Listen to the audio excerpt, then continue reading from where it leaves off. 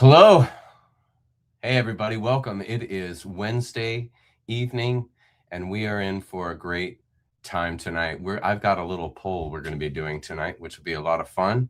And I've been interacting a little bit with chat. I'm going to head over there right now to see how you guys are doing. I've got some announcements to make. I have some questions to ask, and then everything is going to be up to you. And just so that you guys know, all the questions that come up that you see in blue later on in the evening are called banner questions. And these are questions that have been collected by my mods that they felt been good questions to ask me. And I just want you guys to know that I don't look or read those banner questions before I see them, because I want them to be the same as if I'm looking at chat right now. And so if there are questions left over from last week, I haven't reviewed anything. And I just want you guys to know that the way I respond to these questions is as I see them. There's no preparation or anything. And I told my team yesterday when we met, I said, I don't want to know any questions. I don't want to have any idea of what's coming in banners. So I just wanted you guys to know that everything is very real here. Nothing is excuse me, nothing is planned, nothing is pre-shaped, planned in the sense of something to say or a list, you could say. So it's all authentic and real here, and that's what we like to do. Let's say hello to some folks here. Who do we got here today? Oh, Mythy Muse. Hello, baby. It's good to see you. Oh, my wife is here. Look at that. Very nice. Stacy's here. Great. Hey, King. Hey, Jay. Very good. Hi, Twisted Pixie. Hi, Cindy. Good to see you. Hi, Biker Chick. Great to see you. Shan, Daniel. Awesome. Hi, Friar Tuck. You know, speaking of Friar Tuck, here, I'll just post this up, even though he didn't want to have this posted. But Friar Tuck, I just wanted everyone to know Friar Tuck was the one who suggested my looking at the RIFE machines. He actually has one of his own. We've talked about that in Zoom. And so he should be given credit for that coming up, the RIFE machine coming up. And I think we had a good little gander at it. Certainly, it's pretty exciting when that kind of stuff is available. And speaking of which, oh, this seems a little bit high there. Our lives saved number went up 2 places, and I kind of messed up because it happened during Zoom. And when it happened, I thought it went in a different order than it did. So the 2 ladies that those 2 numbers are referring to, numbers 24 and 25, on Zoom this coming week, we'll figure out who's number 24 and who's number 25. Because I think I messed up in my memory of how things went down. So we'll work that out on Zoom on Sunday.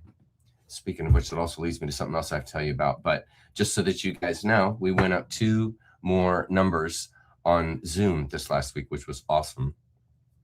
Okay, so I have some announcements to make. Let's see. Let's go to assets here.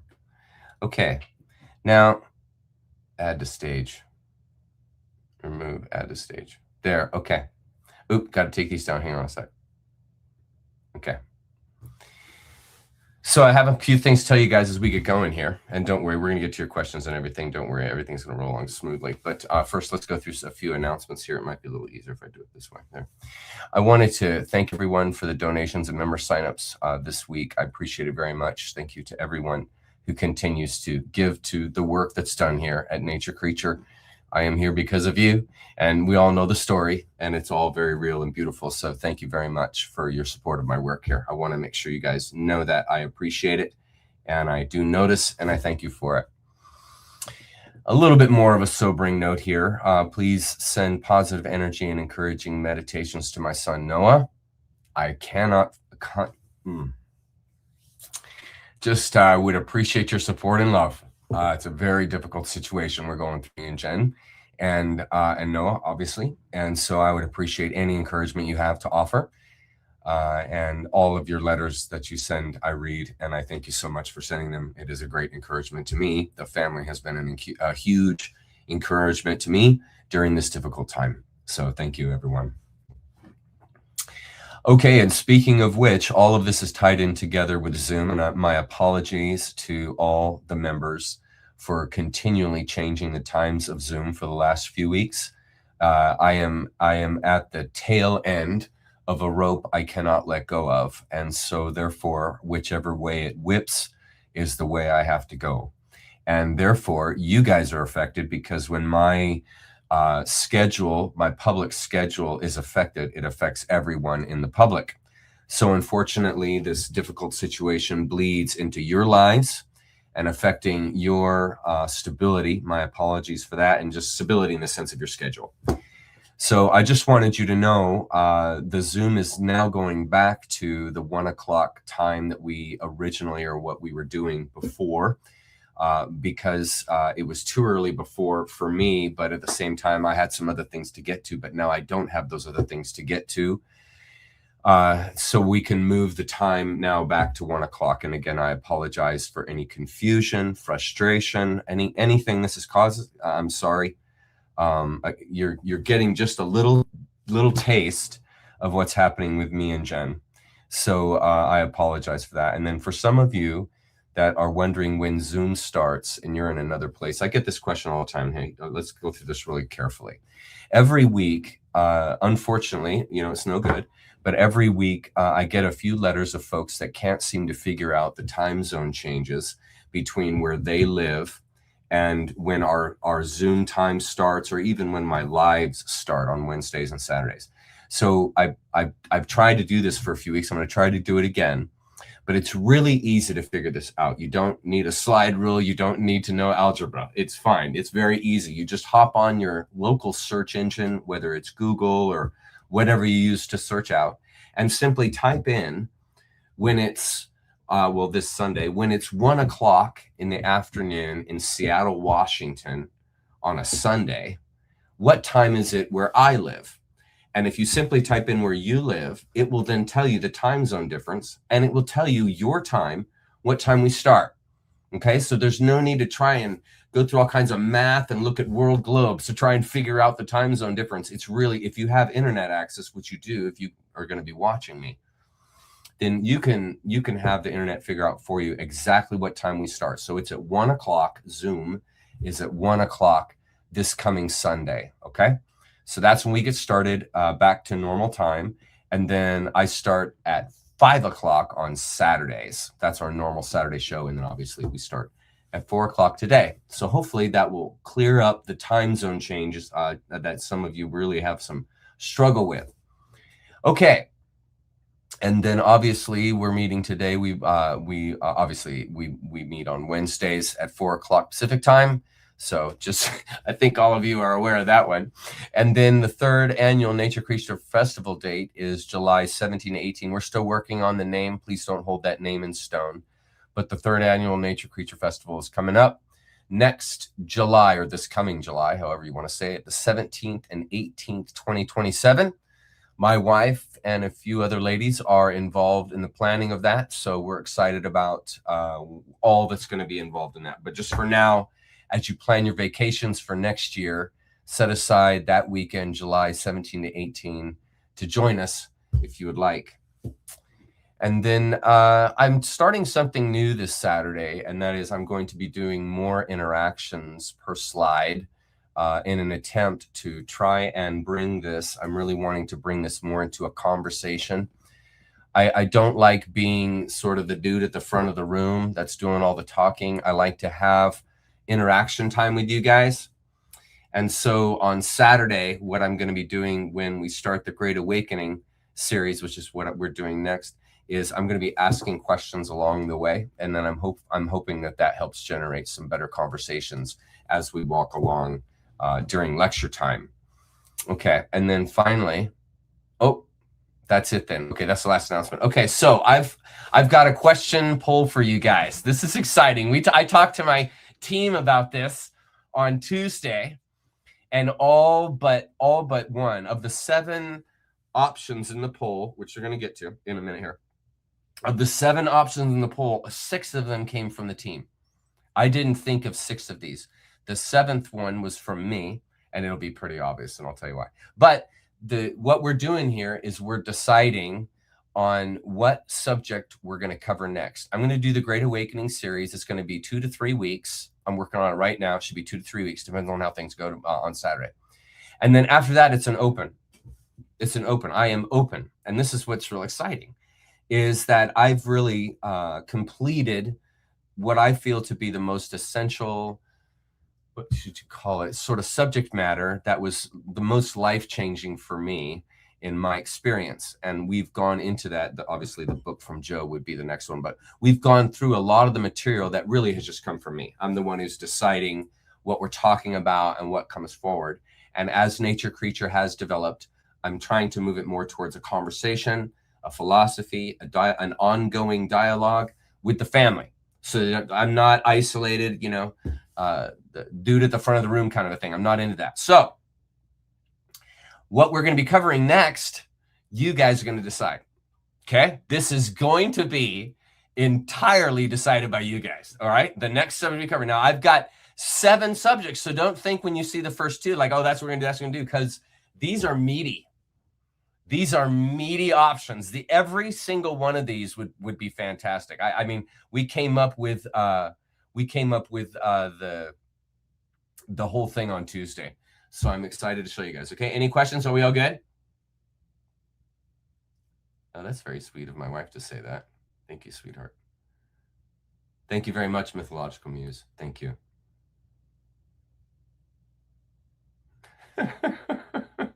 Now you know I'm not hyperbole. That is an unbelievable video. That is an unbelievable video back in the day. Okay, we all good? Thank you. I appreciate it. Thank you very much for your positive energy. Are we ready? Are we ready to do the poll? You guys ready? You guys are okay. Good. Glad you're into it, Twitsy Pixie. You guys are deciding. Okay, are you ready? You guys are going to decide. Here we go. So let's go to this slide here. Here. Add the stage. Okay. Are you guys ready?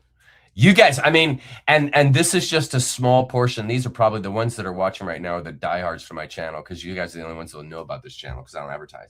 So this is really great because this is the core. This is a pretty core group. Are you guys ready? All right, here we go. Subject 1, option 1. Ready? Okay, option 1. Here we go. Music and mind, healing techniques based on frequency and vibration, RIFE and electromagnetic beds. Okay, we're gonna do a poll here. I think it allows us to do automatic, but I want to walk through the questions one by one. I don't just want to drop. I just want to drop the options.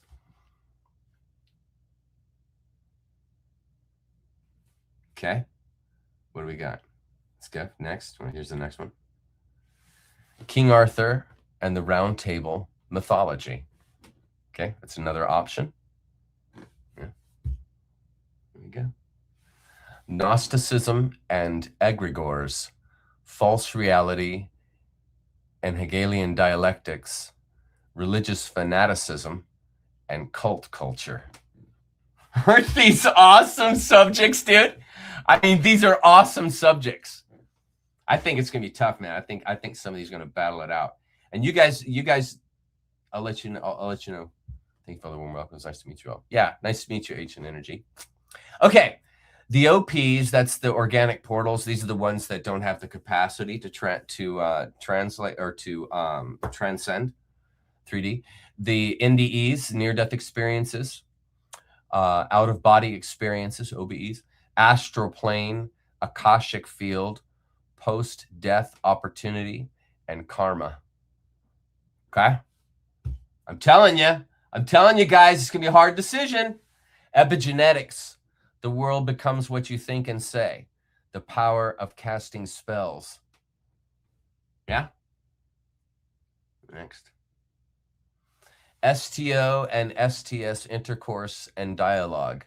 Interfamily dynamics of opposing core values. Yeah? Yeah?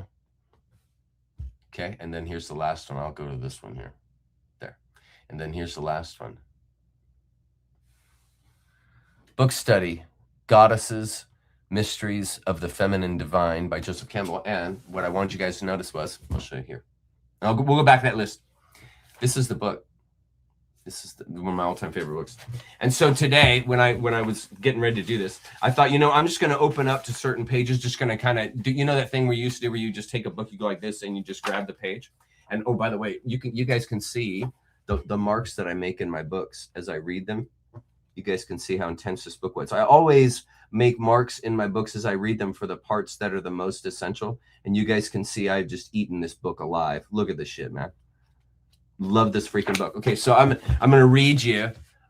So this will give you kind of the flavor of the book. This one is from Goddesses and Gods of the Greek Pantheons. Okay, this is from Joe's book. Okay, listen to this. It's just, I randomly opened this page. I went like this and I stopped, and it literally stopped on this chapter heading. I know you guys probably don't believe it. That's what happened.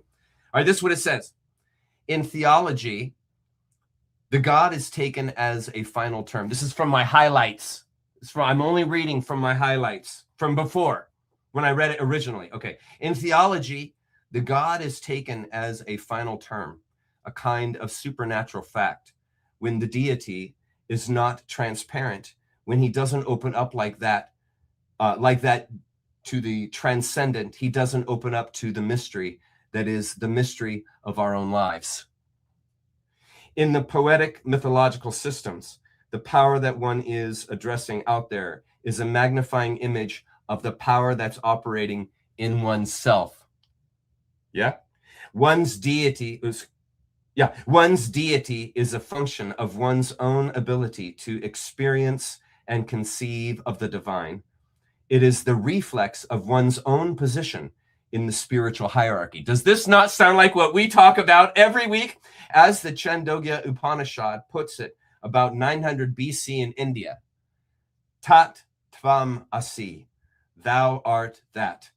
The mystery of your being is that mystery which you cannot conceive of, which lies beyond the touch of the tongue, and which is metaphorically referred to by the images of your pantheon.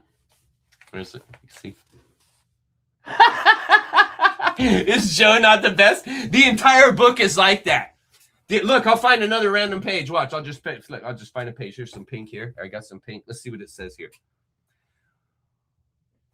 Let's see.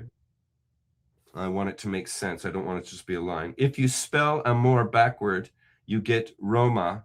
Roma means the church and the sacrament of marriage, and amor means the awakening of the heart. The poets or troubadours of southern France are writing in a language called Provincial, and this is the world from which Eleanor of Aquitaine came. Her grandfather, William X of Aquitaine, was the very first troubadour. The psychological question of great concern was this: what is love? What is amor? Isn't this just great? Up to that time when we had in the Christian West only two ideas of amorous relationship. One was lust, which I define as the zeal of the organs for each other, which has very little to do with who the carrier is. So it's impersonal. And then, contrary to that, you have agape, or spiritual love.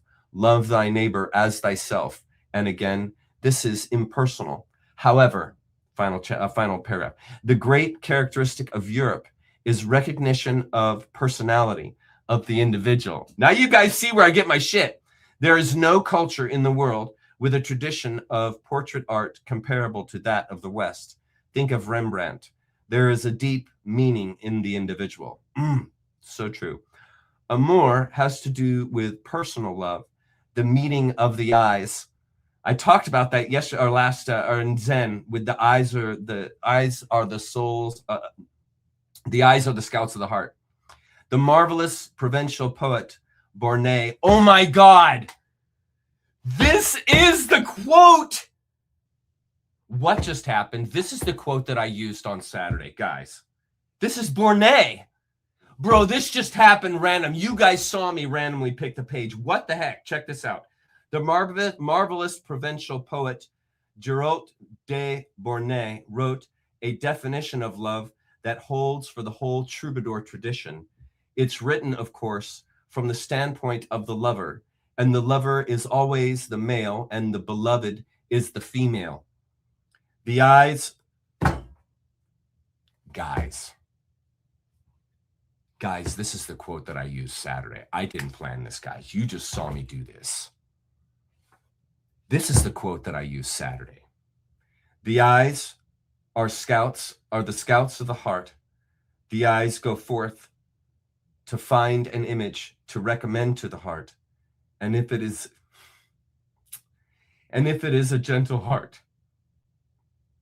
then amor, love is born. I cannot believe that just happened. That was real, folks. I cannot, I randomly turned to a random page. You guys saw that happen. And it was the quote from Bornet, which I used on Saturday. That just happened. That is incredible. Okay, I did not mean for that to happen. That was just incredible what just happened. I can't believe that. Wow. We opened to Bornet's quote. One of the most impactful quotes of my life. This is incredible what is happening in my life. Okay, so here are our choices. Did I twist a pixie? I might have. That book is pure meat sauce. Pure glory. Pure glory. I read that book on a high. I got high reading that book. It's incredible. Okay. So here are our choices: music and mind healing techniques based on frequency and vibration, RIFE and electromagnetic beds, King Arthur, Gnosticism, the OPs, epigenetics, STO, STS, and obviously the book study of goddesses. I just cannot believe that just happened. That is just beyond belief to me. That's a rush. I'm shaking right now. Yeah, it's an incredible synchronicity, Mr. Saturn. Let's show the comments on stage. Let's see what you guys have to say.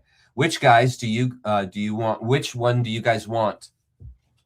Let's start getting some votes. Okay, we got number 4. And mods, please take note and pay attention to what people are wanting. Okay, so we got 4, and we had a 1, 2, 5, and 7.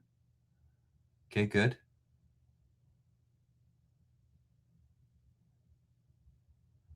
Four again here.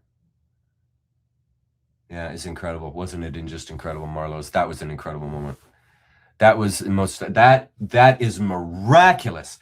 Guys, this is a 300-page book, ladies and gentlemen. 280.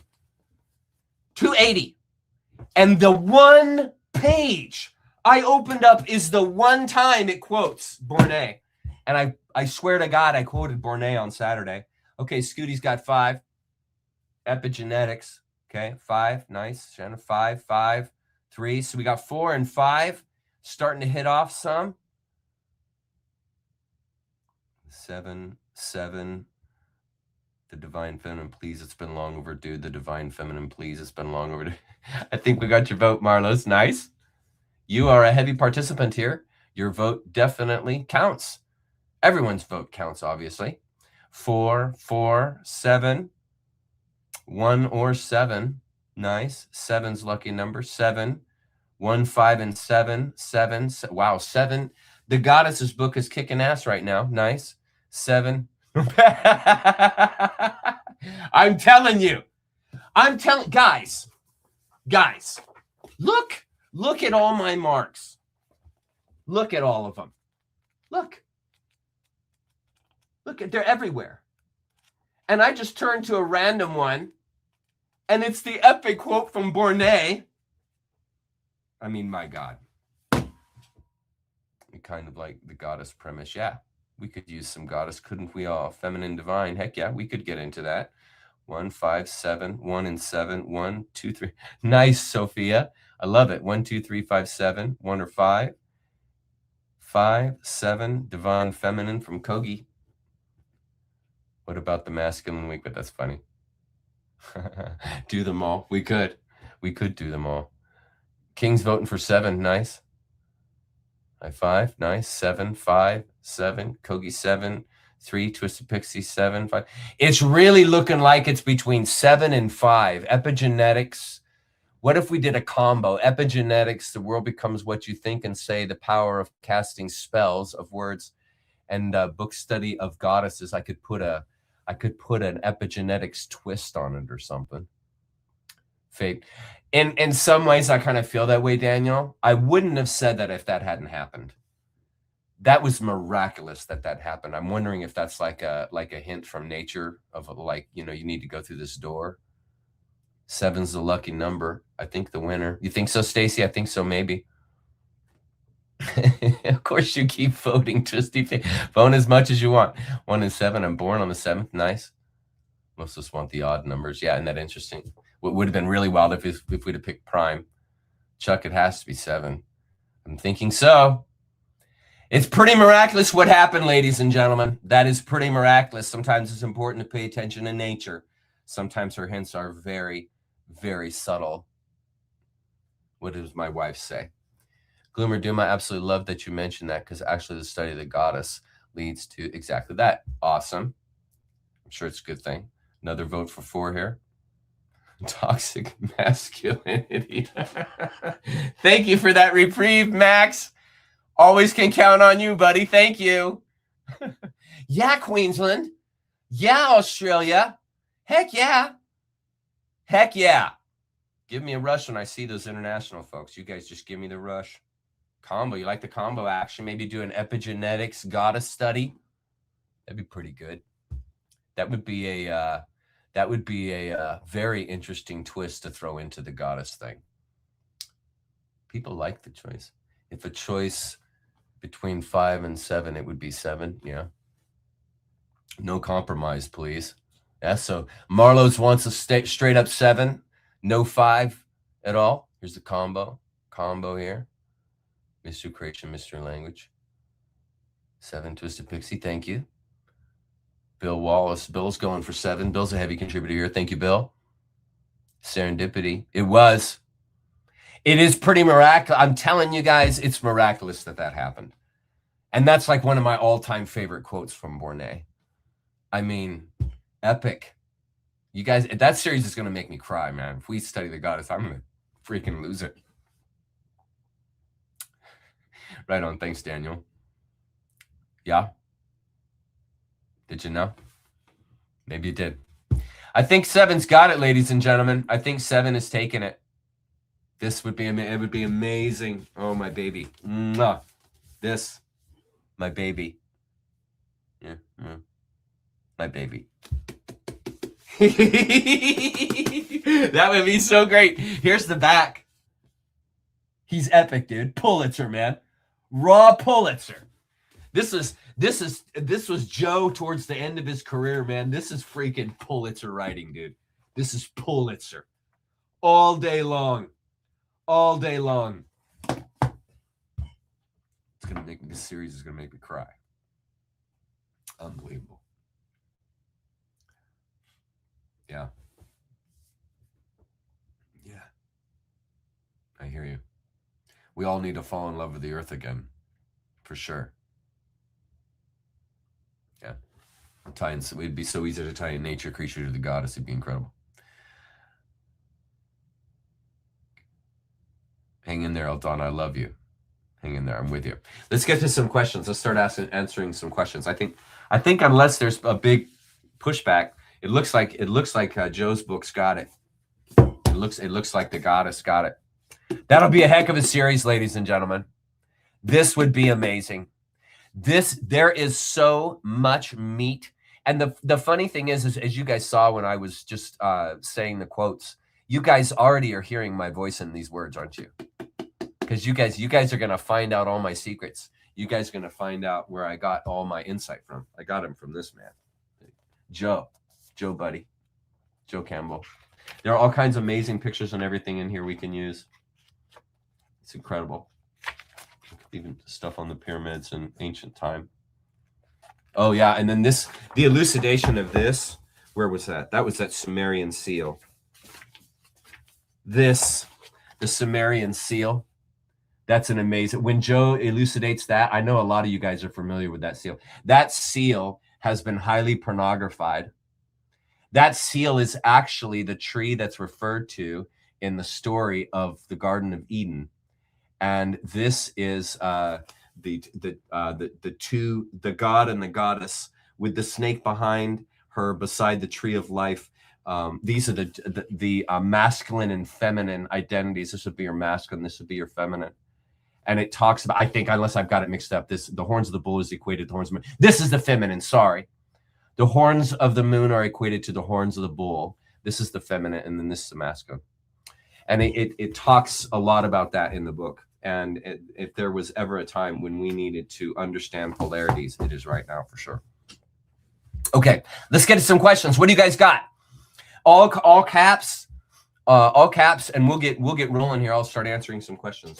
We got a neat crew tonight. First off, thank you, TYIA. What was Yeshua? Did he find the way out while alive? Matrix unalived him for teaching how to exit. Walked out, left Jerusalem. Well, on my answer, you're not going to like.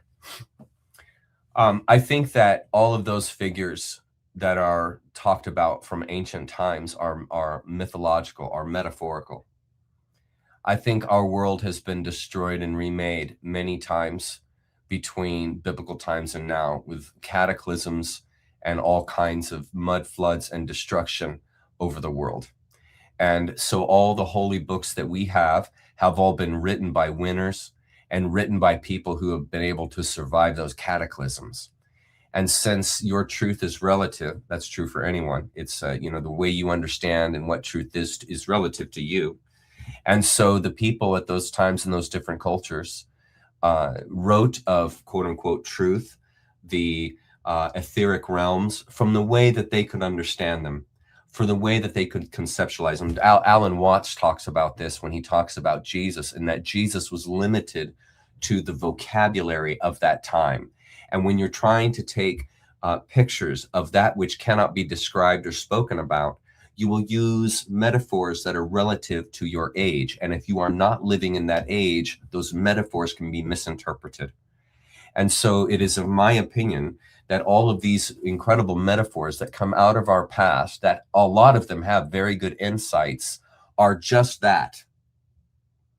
They are a form, a teaching that is in the shape of a body. Do you follow that? If I am a metaphoric image, my body is not the message. What is within the body, what is inside that form, is the message. And what happens is, over time, the body gets confused with the message. And the interpretation of these two things, namely symbolism, becomes relative and isolated in the culture that's defining it. And as those definitions are passed down through time, do you see how it can shift and twist? Because your truth is relative. Truth is relative to the age.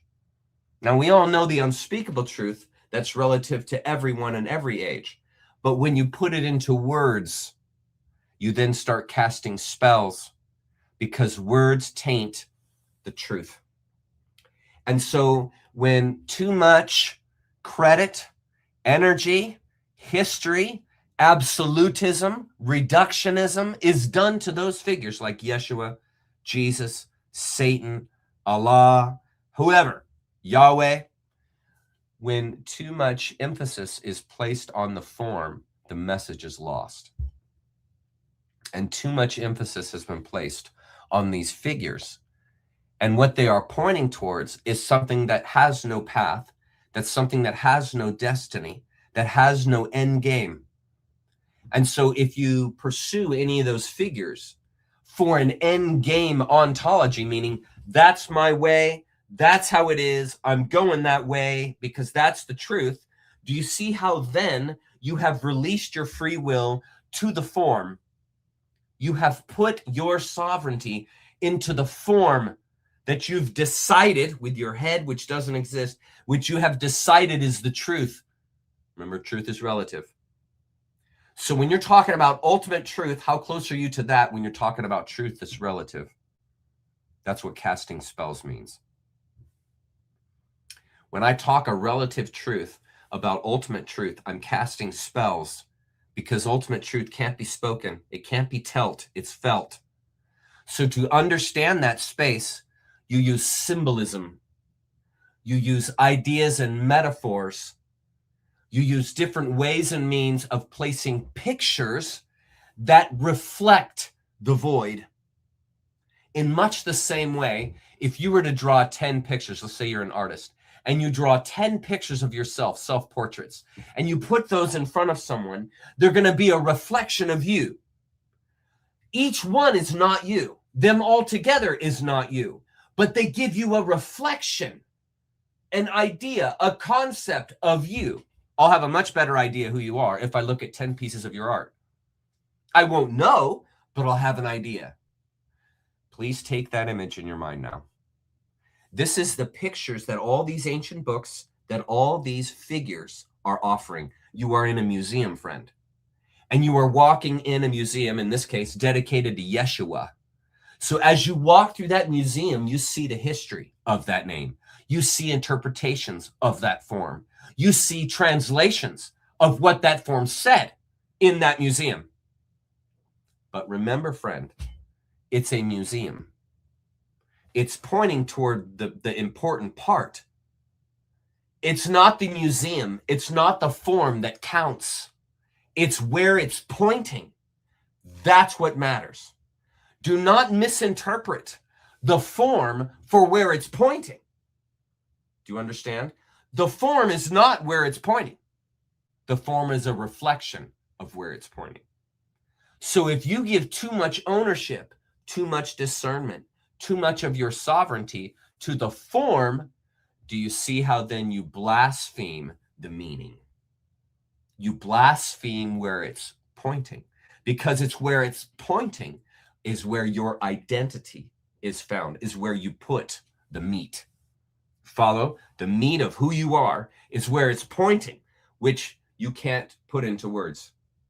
So never, ever mistake a name, a person's history, a time schedule, an absolute. Never, ever, ever place that on where those things are pointing. And then immediately you are released, because you can see Yeshua, you can see Jesus, you can see Allah, you can see Yahweh. You can see all of these as reflections of the void, but not the void. And therefore, all of them are correct in one sense or another in what they're pointing toward. They're pointing towards an essence. So in some sense, they're correct. In some sense, they're pointing at that. But they're not law. They're not ultimate truth. They're not the final thing, because nothing can cast the final thing. The final thing can only be felt. It can't be telt. Yeah? Yeah? So don't get caught in the history. It's called concretization. You don't want to concretize symbols. You blaspheme them then, because you lock them into time. Next question. Love it. Love it.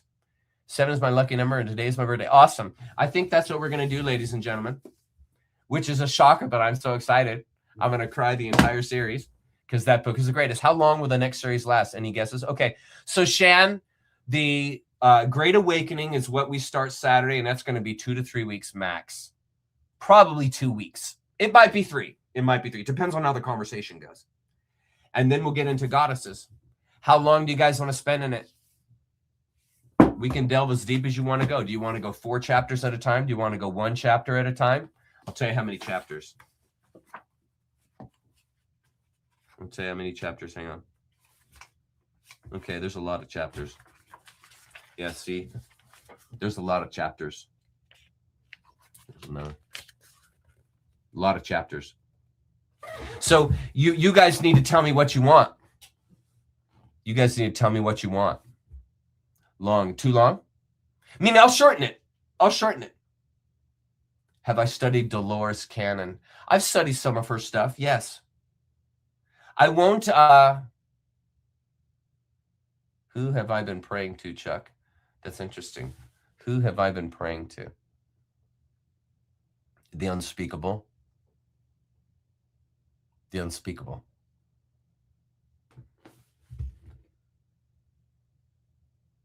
Too long? Now again, Marlos, I can shorten the book. We can cover it for 2 weeks. Like, we can do this in a month. We can do this in 2 weeks. We can do this in 2 months. Whatever you guys want. I will serve you however you wish to be served. I'll go as deep. This is bottomless. We'll never delve everything this book offers. So it's whatever you guys want. No, don't shorten it, please. So Marlos doesn't want it shortened. Okay. Okay. Don't shorten it. Okay. Okay, I won't rush it. Fair enough. Fair enough. I won't rush it. I'll go with my heart. How does that sound? I'll go with my heart. Dolores Claiborne has some good things to say. She's interesting. She has some interesting things to say.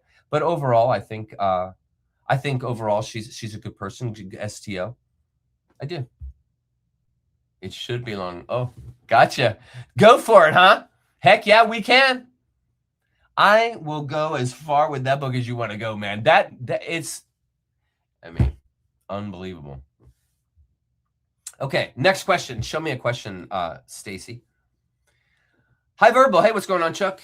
Could you answer this question in an informal, no-sentence structure, stream of consciousness fashion? In painstaking detail, what is a God eater? Okay, so what's the setup? In an informal, no sentence structure, stream of consciousness fashion. What is a God eater? It's an individual that eats the essence of life, the essence of the universe, as a means for sustenance, not as a means for growth and emergence. In other words, a vampire. So a vampire is someone or something that takes the life or eats the life or sucks the life, which is the blood is the life, out of someone for the vampire's continuance. And so that's called an STS, service to self. And this is a person that consumes a spirit that consumes, yes, a spirit. Like in 4D, they eat spiritual food, which is your emotions, for example. Pain and suffering is a food in 4D.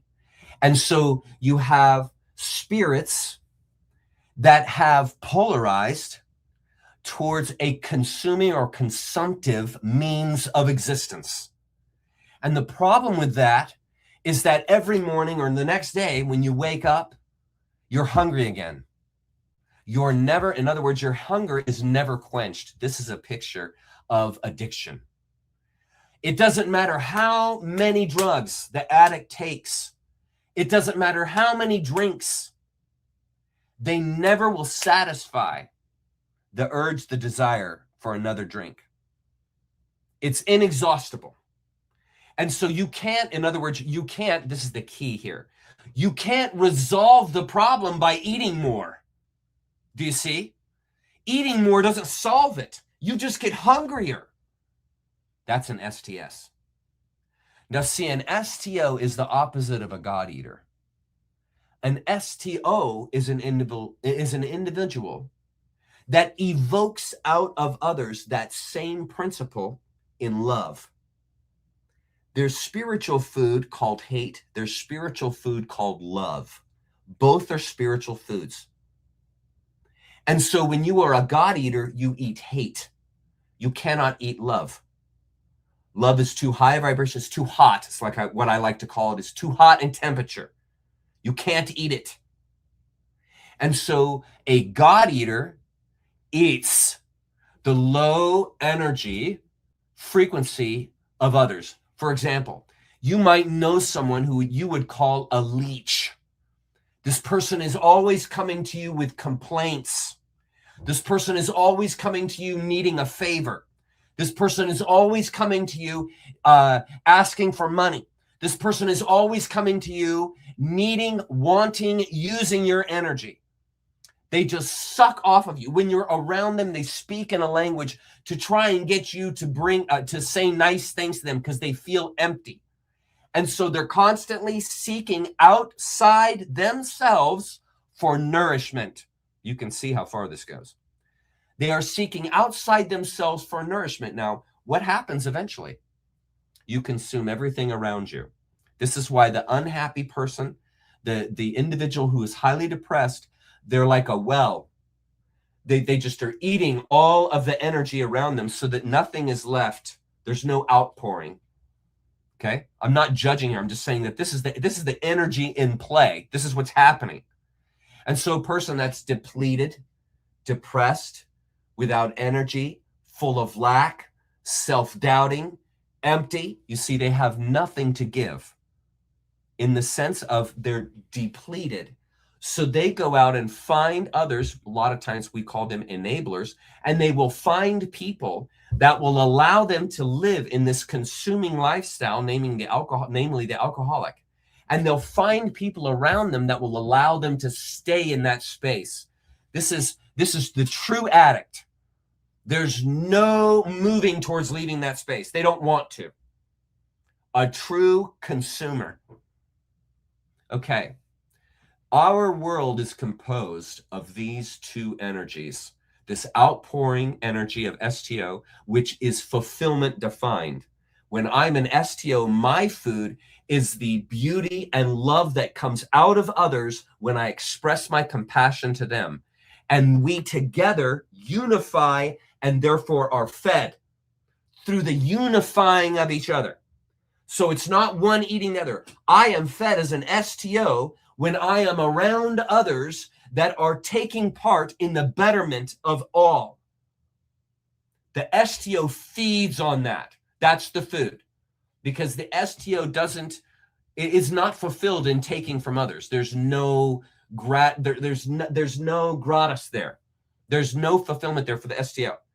The STO feels fulfilled when they see others' love blossom, when they see others' compassion come out. This is the food of the STO. So it's not something eaten. It's something glorified in, with, together. And so a person who is a God eater, you see, they're eating that love principle as a means of sustenance, like a demon. A demon exists, ultimate STS in the 4D. Notice what they're always doing. Hoarding and consuming, always. Because they inevitably, inherently, are sourced with lack, emptiness, because they're eating and it never ends. You're just hungry the next day. You're just hungry the next night. It never ends. And so a person, you can think about this now. Think of a person who's addicted, let's say, to some drug or whatever, and they cannot even conceptualize a world outside that drug. They are in that STS space, unable to even conceptualize an STO existence. They're so addicted to the food, the addiction, the pleasure from eating that food that comes from the addiction. They're addicted to that. They can't escape that. And so the trick in this world, because both these energies exist, is to objectively see both sides, not to run from one and towards another. You're just binding yourself in either case. The goal of this world is to see both sides and be in both sides, but attached to neither. That's the true STO. There's no living in denial. There's a complete acceptance that the STS exists. It's a part of life, and it's always there. You can always fall into that space. It's always available. And so the true STO is not someone who is running from the STS nor running towards the STO, because either one, you're needy.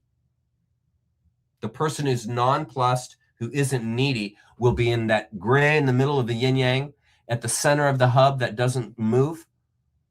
This is the individual that is playing in both fields and attached to neither one. So they're relative to the current society, STS, but they're also relative to the spiritual world outside the society, STO. And they are relative and nonplussed with both. They can play in either field and be addicted to neither. They can walk in either space without any attachment. You see? So a true God eater is an individual who has not realized that place of balance, that place of equilibrium, and they live by consumption. Does that answer? This is it. Yeah, ever-flowing fountain of love. Please explain how you still believe in the heliocentric model and dinosaurs. What do you mean, explain how you still believe? I mean, I see what they are uncovering in the ground. I see the different evidences. If you watch, what is his name? What is his name? He's the guy that talks about the cataclysms. He often is with Graham Hancock. What is his name? What is his name? Don't take down the question. What is his name? The guy that talks about cataclysms all the time with Graham Hancock. What is his name? Why is his name flip my mind? Okay. Anyways, there is all kinds of information that shows that we've been here for quite a while. Randall Carlson. Thank you, Sophia. Randall Carlson does great work in showing the cataclysmic scars that our beautiful Earth has all over her. And if you study the scars on the Earth, you will see plate tectonics in play. You will see how plate tectonics work. You will see evidences of past destructions. You will see all kinds of monuments, ancient monuments that litter the entire earth, and that render the evidence that we have been here for quite a long time. And that is, dinosaurs in our history. I think the dinosaurs, to be honest with you, I think a lot of the dinosaurs' existence was long before we were here.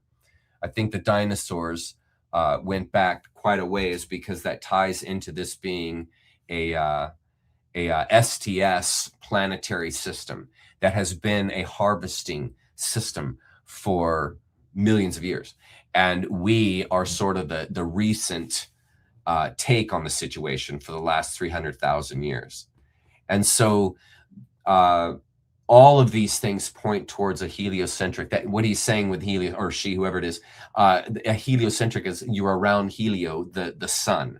And so this is the idea that the earth orbits the sun. A lot of the flat earthers subscribe to the idea that it's a geocentric model, and that the earth is the center, and that the universe doesn't exist.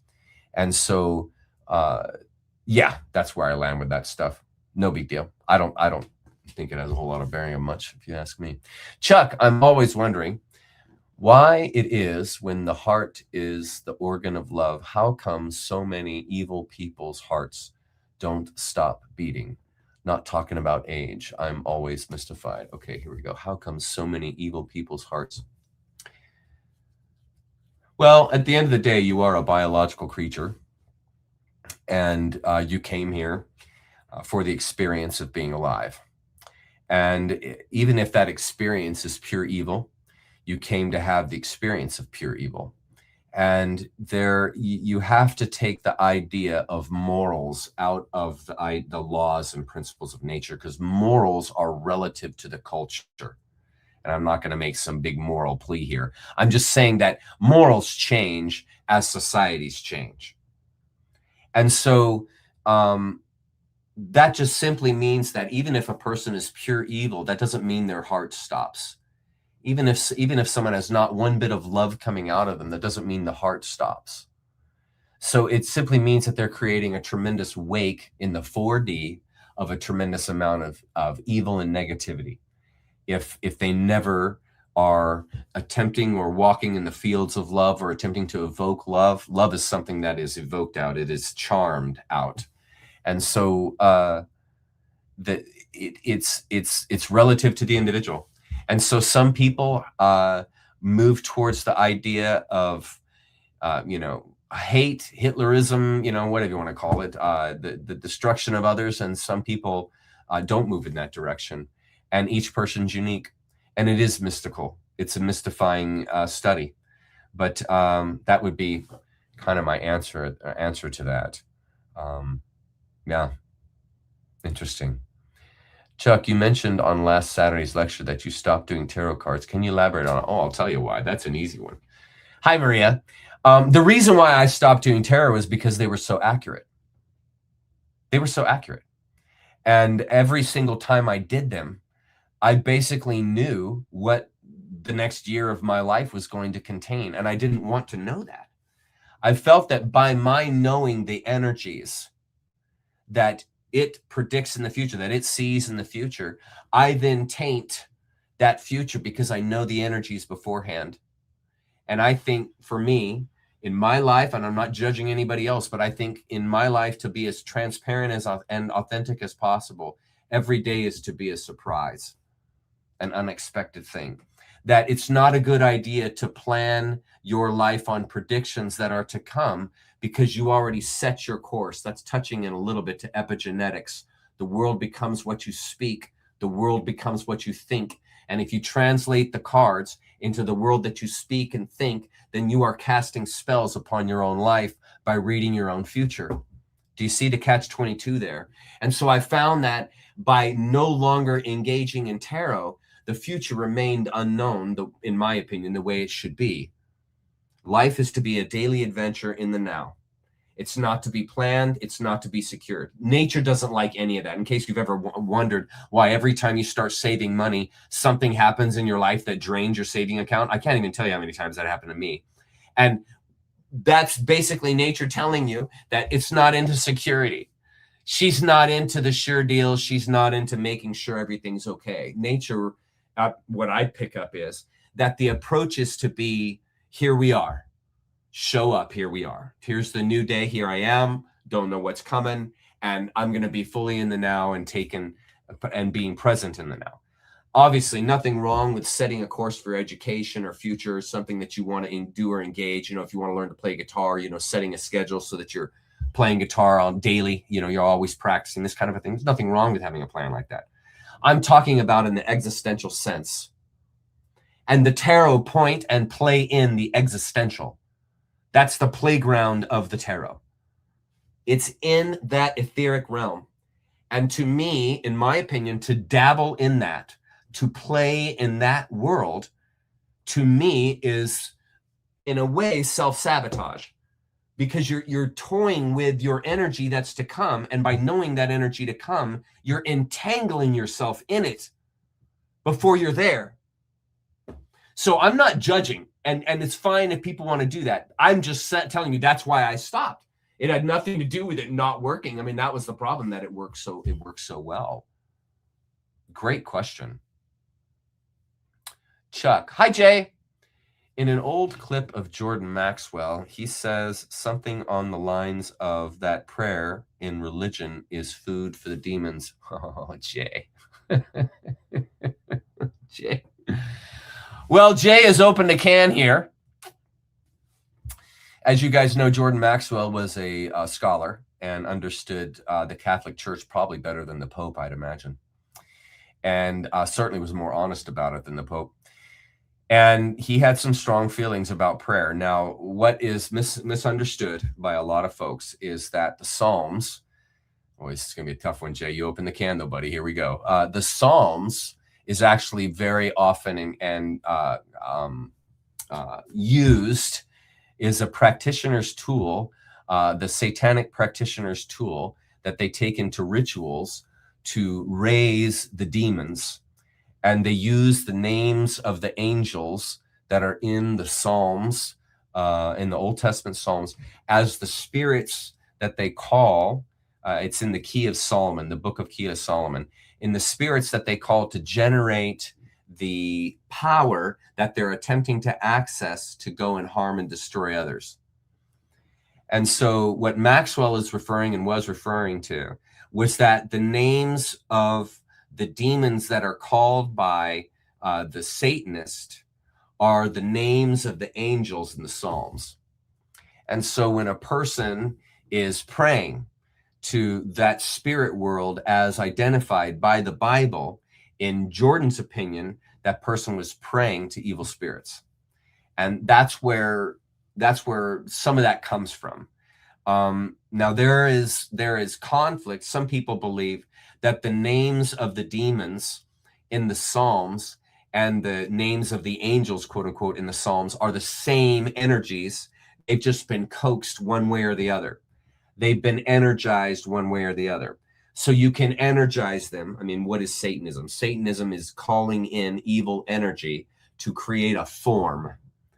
And so the argument is that these are spirits in a polarized world. And like you can have a person, and if you meet them when they're angry, they're going to seem like an evil, mean person. And if you meet them when they're nice, the same person, you think they're this angelic kind of spirit. They're like super nice and outgoing. But it depends on the circumstance and your interaction with them that determines your like what they're doing, what they say, how they behave, and so on and so forth. And you can make the person who's angry more angry, just like you can make the demon. It's STS. You can make them more STS in your words and the ways you cast spells, which are your words.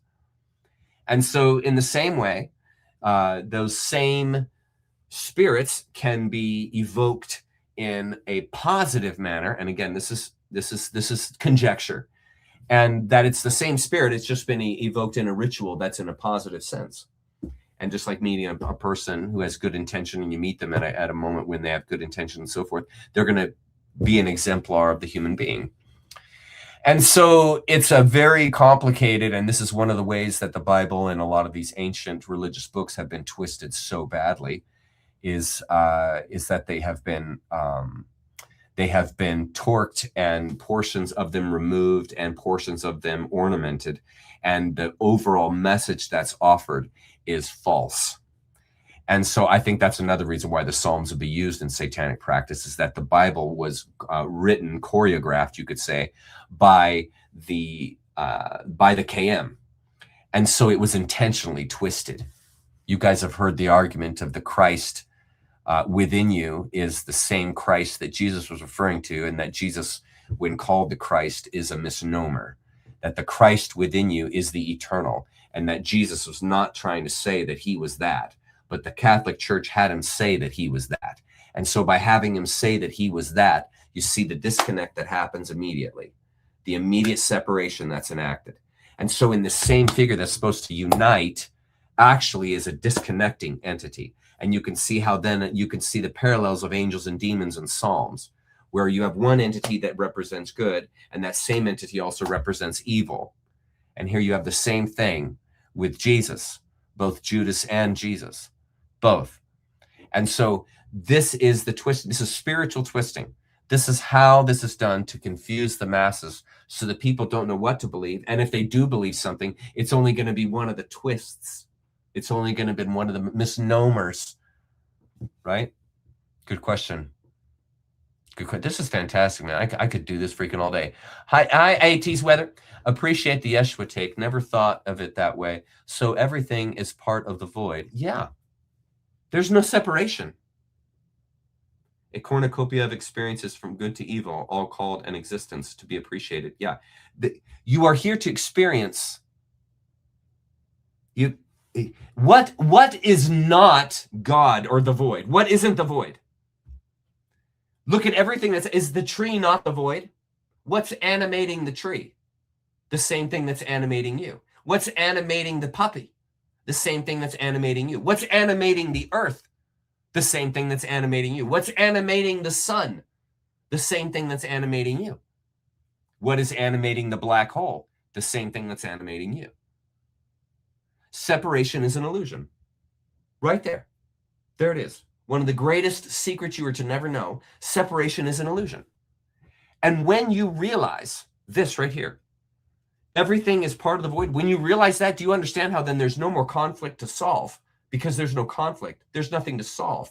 There's no destiny because there's no distance. In the true sense, in the etheric sense. Do you see then why it's so important to have a full experience here and to fully engage in the five senses, but not be attached? Do you see why that's important now? Because that's why you came here. Because there's no answers available to you. You're never going to find them. There's no final truth you can put into words. You'll never be able to say it. Stop trying to find these things. There's no path or destiny you're going towards. No such thing. You're a free spirit with free will, with sovereignty. There is no destiny for you but the one you are creating right now in your now. That's it. So therefore, when you can realize that, this is called the nonplussed state, because you realize you are objective. You see the positive and negative, and you're not taken by either. You're at the center of the wheel. You're not moving. And the world is spinning around about you. And there you are, right in the center of everything. You are unmoved, nonplussed. Dude, I could freaking do this all day. Hi, Chuck. Does my cannabis use hinder my learning or negatively impact my meditation practice? Thank you. Cannabis, Kirsty, this is a wonderful question. Cannabis is like anything that you consume. Anything. In moderation, it's wonderful. In excess, it will harm you. Sugar's the same way. The exact same way. There are many holistic medicine treatments that are the same way. There's nothing wrong with going in a sweat box, okay? Nothing wrong with it. You don't want to be in a sweat box for 8 hours, though. You're going to harm your body, okay? So moderation. Go in the sweat box for 20 minutes, an hour. Okay, then it's really good for you. Then it's awesome, you see? But if I'm doing all the time, like working out, well, if I become a gym rat and I'm at the gym for 10 hours a day, that's a negative impact on my life, even though going to the gym is a good idea. But it can have a negative impact on your life if you abuse it. I don't know why people don't realize, and I'm not saying this is you, Kirsty, but many people don't realize cannabis is no different. Can you believe it? Can you believe it? Cannabis is no different. You can abuse it. Did you know that? Isn't that amazing? You can abuse it just like sugar, just like coffee, just like alcohol. You can abuse these things. So cannabis is the same way. So just so you know, Kirsty, there are many different strains of cannabis and they all have different effect on you. Some give you what's called a head high, which is artistic impression, openness to learning, openness to growing, which are awesome for meditation. Okay. Some give what's called a body high. These typically come out of indica. Head highs are sativas typically. Okay. Indica gives you a body high. This is what's going to calm you down and relax you, make you go to sleep. So that one's not so good for meditation for most people because it's so calming, you fall asleep. Okay. And the whole idea of meditation, right, is fully present. No dilution at all. So what I used to do, like I used to talk to and advise, or I guess suggest to yoga practitioners how to use cannabis appropriately for meditation and yoga practice. And when I talked to this guy, one of the gals that I talked to was in Texas, and she tried it for the first time. She had been doing yoga for years and years. She was a hardcore instructor. She was very gifted, and she had never tried cannabis. And so I told her, I said, listen, the next time you go and do your yoga session with your groups, because she was a leader for a group in yoga, I said, take like 2 or 3 puffs of a sativa and just see how it affects you. And she said it was mind-boggling. She said she had the best yoga session with her class ever, and it wasn't even a close call. And she said it was because I was able to move through those states of consciousness so much more lucidly and easily. Think of it like a wheel in a hub. If it's squeaky, it needs grease. And when you grease it, the wheel can spin easily. And think of cannabis the same way with the etheric realm. It's a lube. It's a lube between 3D and 4D. You abuse it, it becomes a drug, it becomes harmful. You don't use enough, it's not effective.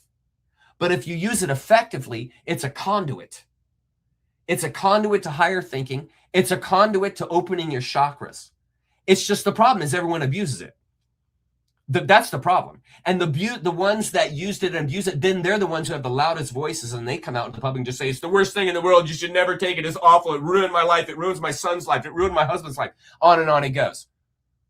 You're just hearing the bad stories from people that didn't know how to control themselves, who didn't know how to take it appropriately. It's like the person that complains that they're obese, but they're eating donuts every night for dinner. It's like, hello, you're abusing sugar. That's why you're fat, right? And if you're deluded drooling at 10 a.m. on your couch because you're so high on pot, that's called abuse. That's abuse. And yes, if you use it in that way, yeah, it'll destroy your life, just like sugar will. Sugar will kill you. You'll become obese, hyperglycemic, and then you'll die. Okay, it's just like anything else. Moderation, and it will open your chakras. Hi, Marlos. Chuck, can I just say these lives, these dialogues fill my heart with joy and love. Feels like being in love. Oh, that's so sweet, Marlos. That's very sweet, love. Thank you for saying that. That's very kind. What's the purpose of learning lessons in lifetimes if we don't remember? Okay, this is heavy, biker chick. There is a field called the Akashic field. The Akashic field contains all of the experiences of all the universe, of all creatures across all time and space. Pretty big place, okay? And the Akashic field is always accessible by your spirit, okay? You can always access the Akashic field through the spirit. The concern, though, is that we're in a 3D, and so the conduit to that 4D is not as easy as, say, lifting up a book or drinking a glass of water. There's more involved, okay? And so memory is on that same plane. It's involved, and it ties into your spirit as well as your physicality, your mind, your brain. And so memories and those lessons, and this is very easy for you to see, biker chick, they are in both spaces, the vertical and the horizontal, both. And so our understanding and concept of memory and time and those kinds of things are not in the 3D realm, in the Akashic field of the 4D realm. It's another realm. And so your time here is to be spent in an authentic, transparent state, which means, and here's the key insight, which means that it can't, if it's a pure, authentic state, it can't be tainted by previous lives' memories in order for the one you're experiencing now to be unmarked by the past. So there's both benefit and detriment. The point of being here is to have unique, authentic experience that is untainted by thought or mind or anything. True, authentic experience of the now. And then your soul life, which is beyond the one here, right? When you leave this body and you go into whatever 4D is, you access that field. And part of the trap that we've had here is that no one has been able to walk through the 4D realm. People have bounced right back to Earth, and they go through a convulsion that removes their memory so that the quick turnaround, there's no residual. You come back and your memory's been wiped. That's intentional. The way it originally, it was to work when you die was that you weren't caught in a trap. But when you died in physical body, you would go to 5D, and there you would assess all your memories, all your lifetimes, everything you've ever experienced. And from that, draw out the next go, you could say, the next qualification. Think of it like walking. You're born and you can't walk. The first thing you got to do is crawl. That's the first. So you got to figure out the coordination it's going to take to crawl around. There's no way you're going to be walking. There's no way you're going to be running. You're not going to be swimming. You're going to first be crawling. That's the first step. And then when you get that motor skills going, right, well, then you can begin to stand up. You ever seen a baby just first standing up? You know, they're just all wobbly stuff because they're getting their balance. They're graduating. And then eventually, you know, you see the baby starts walking, gets one foot in the other, you know, and they're about to collapse. Okay, they're learning to walk. And then eventually they can walk. And then eventually you can walk smoothly. And then you can run. And then you can run smoothly. You see, okay, your spirit is no different. It's no different. And as you live your lifetimes, you learn and grow in your spirit in the much deeper principles. The far edges of your mind here is where you're learning there. And so there is a process of growth in the spiritual life, just like there is in your mortal life here, just like I just described. And walking, crawling, walking, running, sprinting. Same picture in your spiritual world, but just over a much more vast span of time, a timeless point. Like there's no beginning, no end kind of a thing. Okay, so the whole disruption here of forgetting your lifetime and the normal development of the spirit has been interfered with. We've been in a captured situation. So the whole process of memory, accessing the Akashic field, and the life after death have all been tainted by the capture system, the matrix that's been in place here. Our awareness is what breaks that net down. As the collective grows in knowledge, awareness, compassion, and openness, right? Transcendence, that field of capture breaks down because you can't hold back love. You can't sustain, you can't hold back love. We've been a constant state of hate here. And so as we move into connectivity, we are moving more and more towards love. That's the role of the internet. It's connecting us. And as we as human beings connect more and more, we grow in compassion, we grow in self-identity, we grow as a collective. And it is that love growth, that compassion growth, that awareness growth that breaks down the net of egregores, that breaks down the net of lies and capture that all of us have been set for and used by. That was the whole reason for talking about the light at the end of the tunnel and saying the right prayer and worshiping the right God. That was so that as you died and left this realm, they could play back, meaning the controllers could play back to you your memories, your God, how you understood the world, your people that were in your life that you miss, so that these would become tantalizing energies that you would give up your destiny for because they're familiar. And we have been in a diabolical plan like that for the last 300,000 years. And so losing your memory and forgetting everything and instantly coming back is all part of the delusion that we've been in, and that's breaking down now. And so a lot of people can't say now what happens in the afterlife because it's different than it's been for our entire existence here. This is the key insight. So everything that the Book of the Dead is saying, everything that the Bible is saying, everything that the I Ching is saying, all of these books are in the realm of capture. They're from the realm of capture, referring the realm of capture. We're moving out of that realm into the realm of emergence, transcendence. So these books on capture are not applicable. They're not applicable to our future, because our future will be determined by our awareness. And if you limit your awareness to those books of capture, you're going to walk into a captured space, because that's what you're creating and expecting. That's the epigenetic. You're putting your energy into an assumed future, and the world becomes what you think.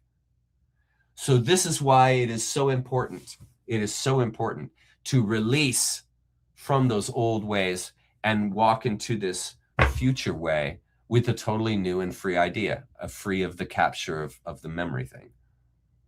Okay.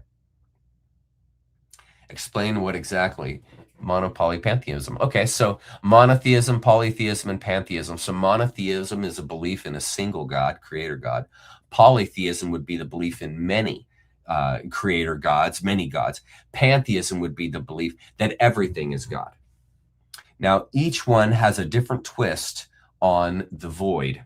And the reason why I coined that word monopolypantheism is because it takes all of the ideas that humankind has generated about God, that God's a singular entity, that God is many entities, that God is all things, right? These constellate all the belief systems that have been developed by man. So you got belief systems that are monotheistic, right? You got polytheistic belief system, a lot of Hinduism's like that. You got pantheistic ideas. This would actually tie in some to the idea of atheism, agnosticism, that God can't be known, that there is a God, but that God can't be known.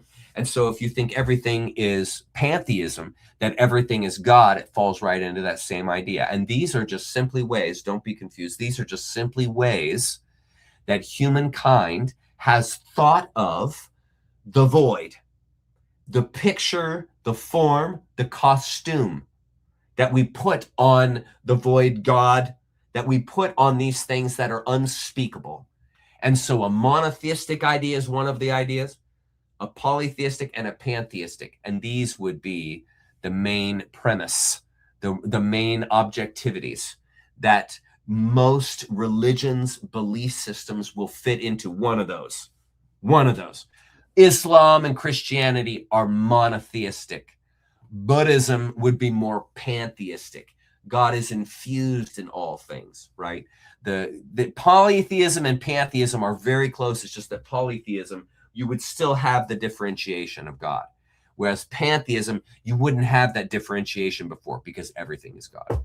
So it's an attempt, that word is an attempt to encapsulate all these different concepts that all of humankind has developed over time for the void, for God. Great question, Mythy Muse. Great question. Hi, Twisted Pixie. What effect does bedtime cannabis use have on our dreams and connection use? Okay, so Twisted Pixie. Oftentimes, cannabis, THC use, eliminates dreaming. That's one of my favorite things about cannabis use, is that I don't dream anymore at night. I don't wake up intense from a dream, and I sleep like I'm in a black hole. So it's like when I go to sleep, the next thing I know, I'm hearing my alarm clock. Okay, so it's dreamless, blissful sleep. It's the back of Aum. It's the other side of the dream is where I like going. Now, some people love to dream. Some people love waking up and having all the dream in their head and writing their dream down, interpreting their dream, learning from their dreams, and so on and so forth. I don't want to take away anything from those people, okay? I'm not that type. Some people like country music. I'm not like country. Some people like metal. I like metal. Some people don't like metal. Like my parents hate metal. Okay, music. Okay, it's to each his own. To each his own. And so some people like to integrate the dream state into their spiritual life, into their spiritual understanding, into their spiritual gnosis. Okay, some people don't. Okay, some people like to participate in rituals for their spiritual life. Other people don't. Okay, it just depends on the person. Some people have talismans, amulets, markers that they use for their spiritual ritual. They'll build altars give their altars names and meanings and so on and so forth. Other people don't. I'm the same way with that. Yes, I do all the time. I communicate with nature all the time. Hi, Chuck, what do you think about archaics rubbishing David Icke? Hang on a minute. Bring that back up here. Bring that back up in a minute, Stacy. Bring that back up in a minute. Here. This here. Hi, Shan. Okay, Chuck, how do you communicate with nature during your daily routine? Being fully present in the now is the greatest honor you can give to nature. Being fully present in her, meaning your experience, your now. The less numb you are, the better. The more engaged and mentally in that space right now, gathering and sucking in all that life has for you, that is honoring nature. That is a state of meditation. That is communing and communicating with nature.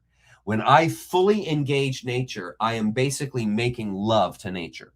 I am giving my body, my mind, my spirit to the now. So you're in a constant intercourse with nature. In other words, having a set aside time would be a lesser thing because it's a plan. You would be more, in my mind, dedicated and focused and in tune if your whole day is a ritual. If there's no such thing as a special set-aside routine, that all day is a special set-aside routine, meaning communing with nature. Everything you do is in communion with nature. So then you're practicing what I call holism. You're not citing out your day where this time is used for this, this time is used for this, this time is used for this. In the spiritual sense, all of it is spiritual. There is no finite. So communing with nature and communicating with nature would be the same thing to me. And if I'm fully present and living in the now, I'm fully communicating with nature. I'm fully communicating with the present now. You cannot be of greater service to yourself and others than that. Fully present and committed fearlessly to the now. You are an asset and gift to the world. Untaken by the past, fearless of the future. The world needs more people like this. Okay, we go back to that question from before. Great question there. What do you think about it's up to Jason and Dave, and those guys can work it out. I'm not involved. I don't have any opinion. I don't care. Don't have any opinion. I think everybody is entitled to their opinion. You have the most positive attitude of being trapped in this recycled prison. I love the way you put that. To enjoy the experience fully. Yes. Is this because you feel we have a chance to exit in this great awakening? I mean, honest truth here. It's simply another step. Even if an individual walks through the great awakening, it's a step. We're not reaching the quote unquote finish line. We're taking steps. There is an opportunity for all of us, okay, to raise our capacity, to raise our awareness right now. That is true. And so there is in that sense, being fully present now is your exit strategy. Do you see that? That being fully present in the now is the best exit strategy for leaving the space, because you're not tied to it. You're not running towards it. You're not running from it. You're not trying to escape. And so you're fully there. That's why you're here. It's sort of like if you're sitting on a drag strip and you're in a dragster, you're there to full throttle, brother. That's why you're there. You're not there to, hop, skip, and jump down the racetrack. You're there to freaking floor it. Fearless. Wait for that green light. Go. That's why you're here. This is the daily approach to life, but not in a sense of craziness, but in a sense of peace.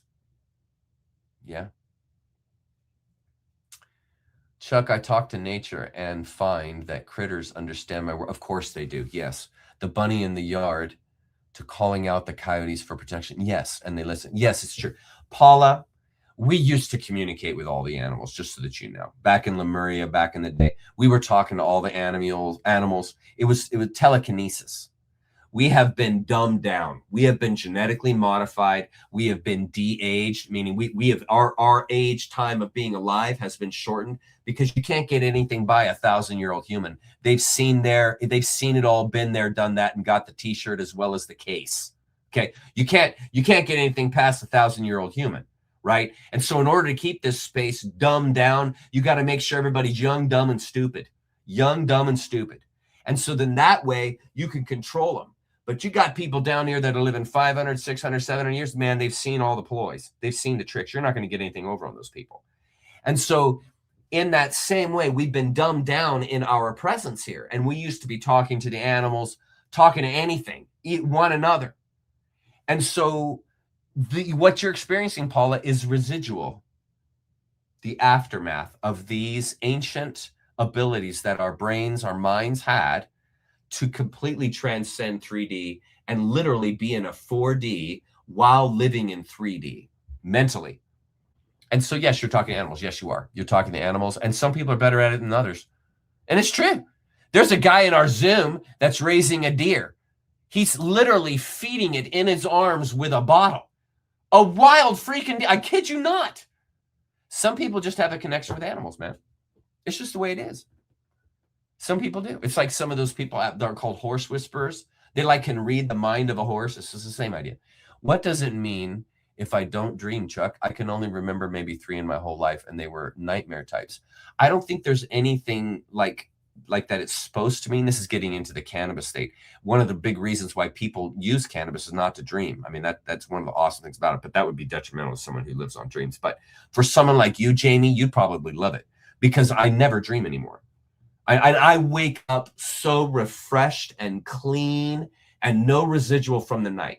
Like I wake up and I'll have all this residual dream still carrying now into my morning and then causing effect on my life. That's what happens sometimes with my dreams. And I didn't like that. And so by sleeping so deeply that I don't dream, I wake up all the more refreshed. That's how it is for me. That might not be true for others. And so I think you might be like one of my sisters who has a problem with nightmares, and she's used cannabis from time to time to not have those nightmares. And that's just the way that it is for some folks. And I think that's just the way each of us are put together. Some people have more nightmares than others. And I don't think it's anything you've done. And I think that's definitely something that you've carried in from a past life, I'd imagine. I know I have karma from a past life that's in my life. Being fully there in the now is your best exit strategy. Should be on. Yeah, it's true, though. It's true. Being fully present in the now, that's the best exit strategy. Heck yeah. I could do this Q&A all day. This is fantastic, man. It's like unbelievable. Crone, truth be told. Chuck, would you say that we are captured in the system of government and such, but not the earth? You guys have really good questions.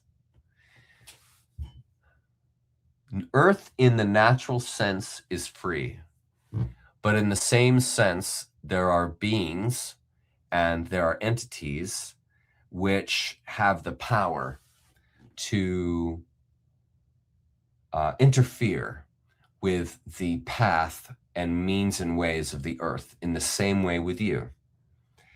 And just like the earth, or I should say, just like we have been captured in a system of government, the earth has been captured in a system of energy. And it was captured by evil forces long ago. And what was intended to be good was twisted into evil. Essentially, think of it this way. Reincarnation, excuse me, reincarnation was intended to be the way that our soul transverses lifetimes. So in other words, our soul, it goes to sleep when your body dies. And the sleep time is the time away from the moment when you are engaging in events and memories and so on and so forth. And then you go to sleep as a human being, and in the dream state, it's in a completely different existence, even though it's you. And I think of the 4D in the same way. And the earth has been captured by a 4D dream state, a 4D etheric state, by creatures, by forms, by spirit energies that are so powerful, they can influence something as big as the earth, something as big as a solar system. In fact, they can commandeer a solar system, a galaxy for that matter. This is, in our case, we are captured by what is called the Orion Consortium, which is a group of energies of 4D evil spirits that conspire together to capture the earth and use it as a harvesting system for loosh. And so the earth has been caught in that, in the same way we have been caught in reincarnation. We have been caught in a captured government. All of these systems that we have been in and that all those ancient books are based on is a captured system. And in my opinion, we are leaving that captured system, which is why people are waking up, which is why we're finding out what has never been known. That's why that is happening. It is our awakening that is releasing the bonds, the entanglements that have kept us captured, namely the egregores. And we are moving into a free system, meaning our sovereignty and our free will be able to realize potential. It's called entelechy. Your entelechy is potential realized, your soul.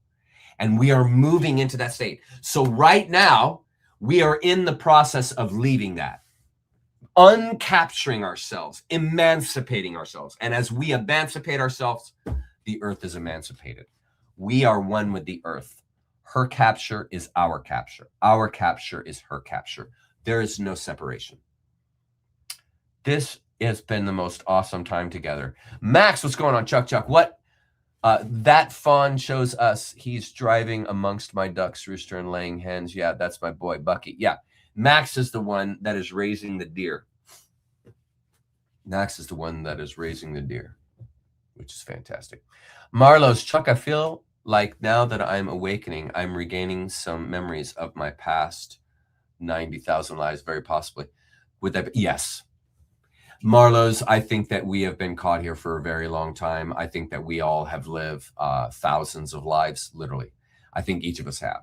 And I think that we've exhausted the space. I think that that's why I think that a 300,000 year swath of time is what's necessary to accumulate all the experiences possible from the beings that are existing in that 300,000 year space. This is kind of the organizing factor that I think underlies some of this, is that in 300,000 years, that's the amount of time it takes for all these millions of lives that have been reincarnating to exhaust every experience.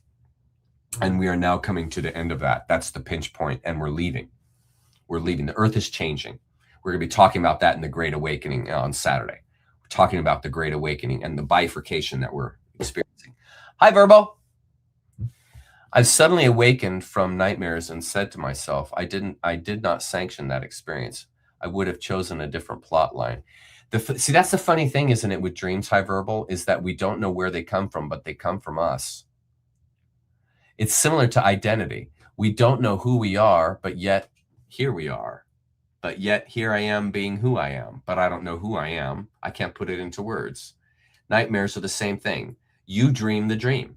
There's no one else who's dreaming but you. The only place that dream came from is you, because you're the only one who could have and did dream it. So the entire thing is you.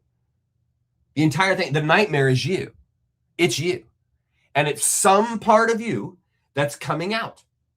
A lot of people that read dreams believe that nightmares are ways of the subconscious attempting to awaken you to hidden truths that your conscious mind is not aware of. And by putting you through the nightmare, you jolt your conscious mind into different types of thinking, different ways of thinking. And this awakens you. This is how you self-awaken. So this is the wisdom behind following your dreams.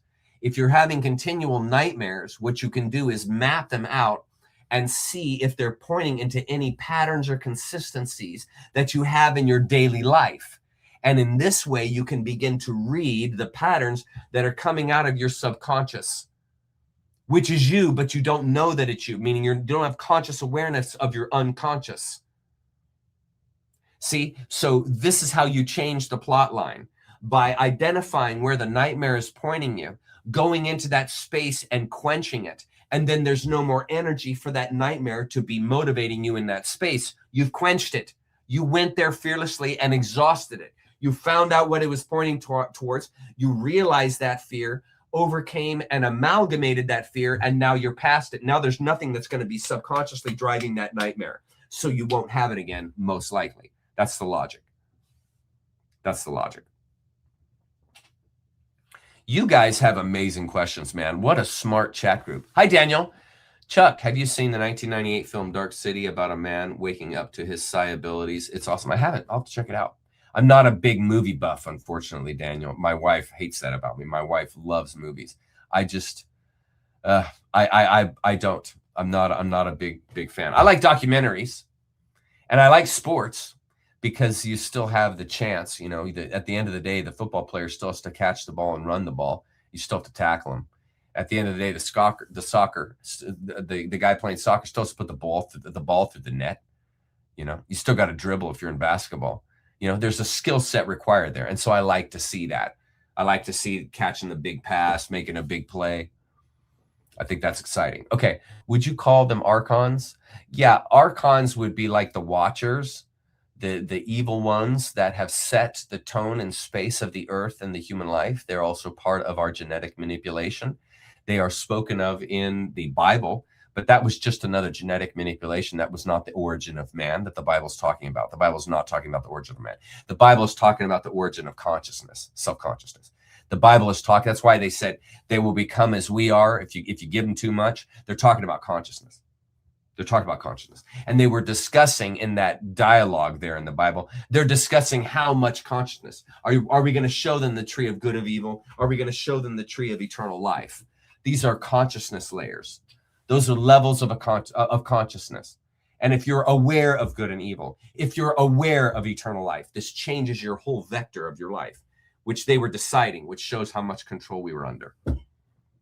It's a big story. Would not it be great if, as advanced humans, we could plot out the type of dream we wanted on a given night? You know? Yeah, I think in many ways you're living that. This ties into the Hindu idea that life is a dream. And this whole idea that that life is something that comes to you from the unknown and it goes to the unknown, that it is whatever you think it becomes whatever you want it to be. If you want to have a nightmare life, just start making nightmare decisions and you'll have a nightmare life. If you want a life of love and compassion, start showing love, giving love, and being love to others, and you won't believe it, just comes right back to you. It becomes what you think it. In other words, life is a dream. And so, yeah, when it comes to, the dream state of sleeping and the subconscious, that'd be fun. But in many ways, you're living that now, which is an awesome thought. And I'm sure you're aware of that, High Verbal. You're a with it guy.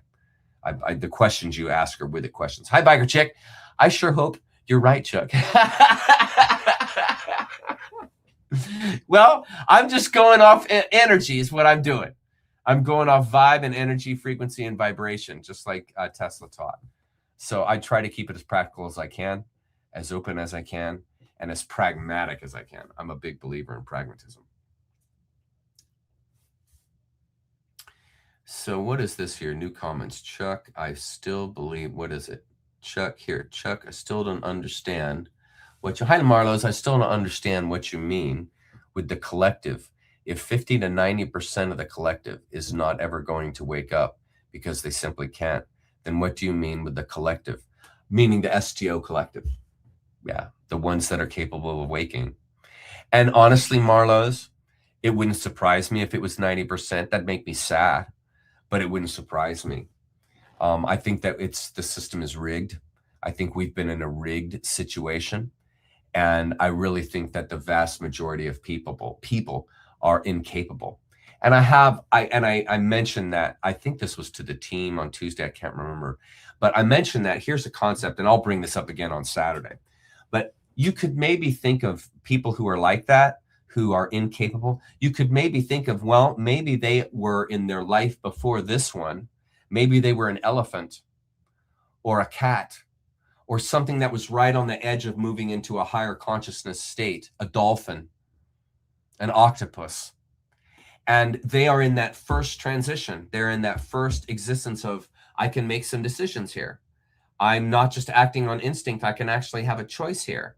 And there's, life is simple like that, but they haven't realized the deeper sense, which is the deeper meaning of life, which isn't what you see. And it might just be that those people that are OPs, organic portals, they're just in that first step of awakening. And this is best for them. It's sort of like the kind of the first time you drive a Mercedes Benz. And let's say like you were raised in Toyotas your whole life. And then when you suddenly sit in the Mercedes Benz and go for a drive in the Mercedes, it's like, holy crap, I didn't know a car could be this nice. And see, when you were in the Toyota, you're fine with it. You're fine with it. I drive a Honda. It's fine with it. But once you drive in the expensive car, it's like, oh, it's like this. And you just weren't aware of it. And think of it like OPs. And so they're here for the first time, say they were an elephant in the life before, and now they're a human. It'd be like, wow, this is pretty great. I can make more decisions. I have beautiful smooth skin. I have beautiful long hair. As a, you know, if you're an elephant, if you've gone from an elephant to human, get this beautiful body that I can work with. Okay, so it's like pretty awesome. It's like when you haven't eaten for a while and you have Ritz crackers instead of saltines. It's like, wow, these Ritz crackers are good. It's the same idea. And so another way to see that 80-90% possibility is, oh, that's just where they're at. That's just where they're at. And they're happy there. They're happy there. So fine, that's their life. They can do what they want. But as for me, as for those who are of this higher understanding, I'm taking a step. You guys might be stuck at that place. Fine, that's your gig. That's not where I'm going to be. And this is what I mean by those that are ready for awakening will awaken. You just are simply ready for awakening by being prepared, open-minded, not a fanatic, nonplussed, and you are ready. You are open to whatever world the world gives you. And so it's a totally different way to see human beings that are incapable of an STO, or I should say, a 4D consciousness, and having empathy for them and just saying, okay, well, that's what you're at. Sorry, but that, you know, that's where you're at. Instead of being angry, depressed, or anything like that. Thank you, by the way. What if we don't want to play the game anymore and we want to return to the pleroma source? Are we allowed? That's up to you, friend. You're in a free world. If you don't want to be here anymore, when you leave, leave. Leave. If you're exhausted of the space, this is where I'm gonna probably run into some upset people, but I believe in a free world of free will, and I believe that continues when you die. And so if you fall into the trap, that's your own choice. That's why I think that the trap they had set up was choice, but people went there because they saw the familiar, felt the familiar, heard the familiar. So they got caught in the trap. That's why the Buddhists practiced so long to not have those catches, so that when you died, you didn't have any yearning for anything, and you could freely leave. And to me, AT's weather, in my opinion, that's still the case. It's just easier to leave now because there's not a trap in that place anymore. So in my opinion, yeah, you're a free spirit. You're a free spirit. Leave. Leave if you don't want to be here. Leave when you die. Leave when you die. I'm leaving. I'm not coming back. I don't want to stay here. Does the black snake live on the black sun? Now, there's a couple of different concepts of the black sun. You could think of the black sun as the black hole. You could think of the black sun and what they talk about with flat Earth, in that it's the center point below the flat plane. That's another way to think of the black sun. The black sun could also be thought of possibly as Saturn, the ruling authority. The worship of Saturn could be considered the worship of the black sun. There are just many different interpretations of the term the black sun. The black sun. It's a spell. It's a spell cast. And so the black snake would be an order of the black sun. So the order of the black snake would be the ones that invented Christianity. And this is tied into Catholicism and the Catholic Church. The order of the black snake invented the Catholic Church. The order of the Catholic Church is a controlling agency of the order of the black snake. So all of these tie in together with the black sun, Luciferianism, Satanism, Saturn, the worship of Saturn, Saturnalia, the worshipers of Saturn, all tie into the black snake. The black goo would be another interpretation of that same enterprise. Who twisted it into evil? Where did evil originate? Evil is always there. The universe is composed of good and evil. So no one originated it. It's part of what's there. It's part of the contrasts that make up the reality, the 3D illusion that we live in. It's composed of both positive, negative, good, and evil energies. That's what makes it. So there's no originator. That is it. That's the universe. It's composed of this, okay? Good and evil. Okay. It was twisted into the idea through an idea like Gnosticism, where Gnosticism says, well, all of us are beings of light. Well, light is a tainting of darkness. So all of existence is filth. This is a way you can twist light into the idea of evil, that it is a negative aspect of the darkness, which is the purity. You can't see anything, it's pure. So the light then, in a Gnostic sense, can be turned as the first step of evil, the first step of moving out of the pure state and into the tangible state. And so you can twist this pure, beautiful light idea into the idea of evil like that. And that is how the ancient controllers have done it. They did the same thing with Christianity. They twisted the idea of this sage, the idea of one who dies to the self, and they turned it into a history. They turned that sage into a form that died for your sins. Do you see? And you are twisting the world into evil when you twist the world into the idea that there is sin inherently in you, that you're fallen, something's wrong with you. You need to be fixed and corrected. You are lost without this help. This is how you twist someone's idea of themselves into evil. And this is the work of the originators, the ones that were here when we arrived. And they had built the bodies, the 3D or the 2D bodies, Neanderthal bodies that we now employ. This is where all of this idea coming into form, coming into origination, coming into evil, coming into light, these are all twisted around with the whole evil and metaphors and forms and egregores and so on and so forth. How can the born again experience be explained in a non-Christian way? That's called enlightenment. This is the rebirth. This is the virgin birth. That is the birth that happens in you. Dr. Campbell talked about it in our week last week. The virgin birth is your birth, meaning you're realizing for the first time in your life that you are not the body. You are not the form. This is enlightenment. That you are what animates the form. You are what animates the earth, animates the atmosphere.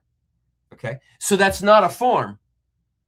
You see? And so this is to be reborn. You see? Your spiritual side, the side that can't be born, that doesn't have a form, is born. The virgin birth. And this is simply your awareness, your realizing the spirit that you are. That's enlightenment. Realizing that you're not the body, realizing that the world is an illusion, realizing that everything is spirit. This is to be reborn. And when a person realizes that, they are reborn in their perspective, in their awareness, in their behavior, in their daily life. Because if I want to change my behavior, I must change my perspective. To change my behavior, you don't beat someone on the head time and time again. That doesn't change the behavior. What's going to change the behavior is perception, is awareness, not accountability. What changes the behavior is perception, realizing who you are, realizing the powerful being that you are, and that you don't need anything external. This is to be born again. And that's why the church captured that concept, because that's the ultimate human experience, is that realization of your true identity. That's the ultimate. That's the ultimate. And that is the very reason why the first thing the church went after was your identity, by saying you're a sinner and you're dirty. That taints your identity. It tarnishes your truth about yourself, right? And now you're going to spend your life seeking outside yourself for the truth that's already within you. Do you see? That's how the church twisted it. That's exactly how they twisted it. One or two more questions and we're done, ladies and gentlemen. This has been incredible. Hi, Verbal. Chuck. Which is worse, the burning of the libraries of Alexandria or the tech brothers scanning old rare books to, that is, oh my God. I don't know if you guys are aware of this, but there is a company that is, you guys are not going to believe this. They are literally taking old books. This isn't an old book, but they're taking books and then they cut right here.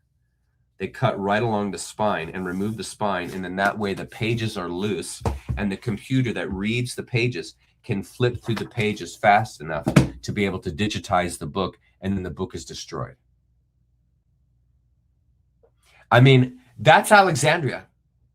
That's Alexandria, because now you don't even have a hard form of the book, and digital information can be tainted and changed. Can you imagine what the Catholic Church would do to the Bible if they put the Bible into digital form? How much even more they would corrupt it? I mean, they'd make it even worse. But yeah, it's terrible. Hyperbole. It's unconscionable. Unacceptable. Okay, one more banner question and we're done. I'm going to go to the general comments after that. One more question. What we got? Here we go. Drum roll. What's it going to be? Oh, that was sweet. Thank you so much. Hi, Twisted Pixie. Thank you so much for sending your love and your strength so much. I appreciate that. Awesome time. Okay, let's go to here to the just regular questions now. Chuck, I believe that we can leave when we truly desire. Yes, of course. I believe that I will soon leave. I just don't have any tolerance for stupid. Yeah, I don't blame you, friend, but we're all free to leave. It's a religious lie that you're not free to go. You're free to go. If you want to leave when you pass away and you've exhausted what you want to know and you know no more attachments, you're free to leave. I'm looking forward to it, actually. I'm looking forward to dying and leaving and going on to some other place. All good. Let me look for another one, maybe. Here we go. Here. We'll finish with this, with the Hermetic Shaman. Love it. Love the name. We're right on time, and I'll play the Postlude, which is the prelude, which was some awesome music. Okay, Chuck the Nature Creature, would you ever consider doing a series on the PSYOP we now see that are attempting to hijack the awakening, keeping most people to die woke? Now, do you know I also see it in the religious movement? Have you noticed that? How much more so Christianity in particular in the West is being pushed, and how many people, how many rock stars and former big leg people are now coming forward saying that they've committed their life to Christ. I mean, I think I even heard the other day that one of the Metallica members said that, or something. It was Dave Mustaine or something said that. It's this whole movement of to try to keep people in this fanatical, singular, separated, isolated, in-group and out-group type of ideal, which is completely anti-awakening. And they're attempting to keep people in these fundamental misunderstandings of spirit from our ancient past. And so, yeah, it's the woke movement's the same way. I think the woke movement is to so dumb people down that they're a hopeless cause. They're a hopeless cause. Like, they're so dumbed down in their wokeness that they can't even have a conversation. They can't even have an objective conversation, because most of the times when you talk to a woke person, they just get angry. If you disagree with them one time, they just get angry and just let you at it. It's like a lot of the people that promote the flat earth thing. If you just say one thing negative about flat earth, especially that one dude, I mean, it's F word every other word and degrading the person. And it just shows that that person obviously has a very low consciousness level. If you feel it's necessary to cuss people out and put them down and subject them to hate because they don't think like you, that's called a communist. That's called a socialist. And you can't approach these means of understanding through communism and socialism. Anyway, I'll get off that perch. I love you guys. This has been amazing, nonstop. And I'm looking forward to, for right now, we'll be doing this book right here, ladies and gentlemen, Goddesses, Mysteries of the Feminine Divine. I'm really excited about it. We'll do another poll on Saturday just to be sure, because this is a smaller count of people than we usually have on Saturday. So we'll ask on Saturday. But it was almost divine, wasn't it? The way I opened to that page randomly. It was almost divine. Maybe we should listen to that. Thank you for helping me see this existence differently. I was searching for all the answers and lost sight of appreciating the experience, no matter what it contains. That's beautiful. That's so beautiful. That's why we're here, to help everybody appreciate the Great Awakening and what we're all going through. And I love being here with you guys. I love talking to you guys. It's fantastic. I will see everybody on Saturday at 5 o'clock. We're going to begin the Great Awakening. I'll just show you slides. I'll show you one slide. We're going to begin it. That starts on Saturday. Here, I'll show you. You can see it all clearly. We're going to be talking about Alan Watts, Terence McKenna, and Carl Jung. And the way I've set it up, I've set up the deal, is I'm going to open up with a bunch of McKenna concepts from the Archaic Revival that parallel the Great Awakening. Then I'm going to open up the Wisdom of Insecurity by Alan Watts and show the parallels of how important it is to live in a state of insecurity when you live in a wonder. And then I'm going to tie it all together with a storyline, a Jungian kind of storyline that's going to cap the whole thing off. And so I'm thinking we're going to get about halfway this week. I think we're going to get about halfway, and then we'll finish the second half the following week. If we don't, that's fine. It'll become 3 weeks. And then after that, we'll start the new series. I love you guys. I'll see you on Saturday. Here is the closer. Is this it? Right on.